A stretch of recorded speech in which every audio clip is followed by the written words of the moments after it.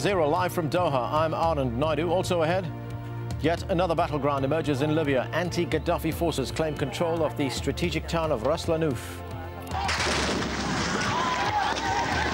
Evidence of the ongoing crackdown in Côte d'Ivoire, but will the international community intervene? Demonstrators in Egypt's second city claim officials are destroying sensitive documents.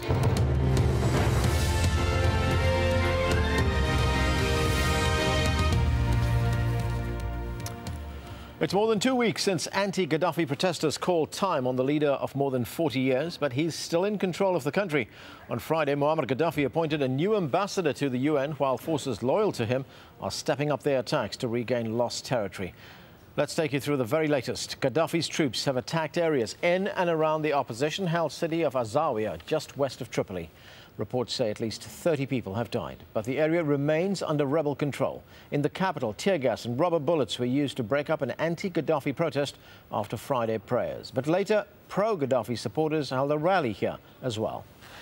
To the east, in opposition-held Benghazi, there was an explosion at an arms dump. At least a dozen people died. But there are reports that anti-Gaddafi forces have taken control of Ras Lanuf, a key oil port. This after a clash with pro-Gaddafi troops. There are conflicting claims over just what is happening in AlJazeera, as a city taken over by the opposition a few days ago. Zawiya now is calm and it's under control by locals and by the army, and everything is okay. There are a few tourists. They escape with some Kalashnikov and some revolvers, and they are chasing them. I think so far just one from their side. Now, the situation in Libya's east is developing into a tense standoff between pro- and anti-government forces. But as AlJazeera's Jackie Rowland reports, Gaddafi's troops are fighting back. The situation now in the east of the country is really a stalemate, with anti-Gaddafi forces either unable or unwilling to advance further towards the west and to try to take the fight closer to Gaddafi strongholds like Sirte and Tripoli. The pro-Gaddafi forces also seem unable or unwilling to do much more now, apart from scrap against the rebel forces over a few towns in the deserts to the west of Benghazi. Now, when you look at the rebel forces, they're a rather undisciplined, unorderly bunch. Some of them will freely admit to having no military experience as recently as a week ago. And the weaponry they're using is a combination of old Soviet anti-aircraft guns and also some newer weaponry. But they are very undisciplined. They just seem to be letting off ammunition at the moment, wasting ammunition with no particular purpose. Now, this uprising that began a couple of weeks ago with such power and energy does appear to be losing momentum. And if anything right now, it looks as though the pro-Gaddafi forces have the upper hand. But in the city where the uprising against Gaddafi's regime began, there was more defiance on Friday. Religious leaders called on people there to keep up the fight. Tony Bertley reports. Neither the weather nor Gaddafi's threats could stop them massing in the centre of Benghazi for Friday prayers. Tens of thousands gathered in defiance of their hated leader and in support of those still under government control in Tripoli. In the city where the uprising began, the cleric called for Gaddafi to step down, the people to stand up, and those with guns to come forward and fight for the liberation of the capital. These people remain resolute and determined, but that alone is not enough. They need something more. If anything, Gaddafi seems stronger and bolder than he was at the beginning. So the question is, what next? And what if the Libyan leader refuses to go? Will this civil uprising turn into a civil war? Many say that won't happen, but international rhetoric has increased, direct pressure has slowed. Some feel the momentum of the uprising has slowed with it. Gaddafi is in hiding. He is not representing anybody any longer. He is a coward and he won't challenge the people, and it is only a matter of time.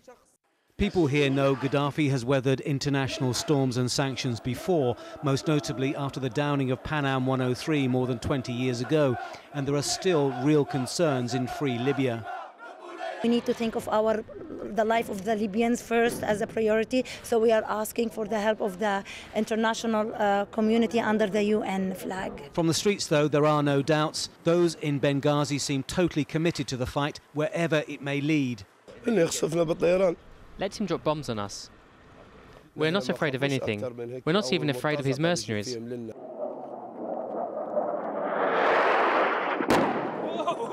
Gaddafi has used that aerial threat a number of times in the last few days, and control of the skies is essential to complete liberation. We know that this guy will commit a massacre in Tripoli today, and if the international community doesn't move, then it will be on their conscience. Another victim of the rebellion is paraded through the streets of the city. It's almost a daily occurrence. The pain is still being felt here. Ahmed Sati was a 51-year-old civil servant who has just died from a bullet wound sustained during the demonstrations. His children lost a loving father and a man who wanted democracy. Even though Gaddafi is still in power, they don't feel his death was in vain. My father did not die for nothing. He and the rest died for our beloved country.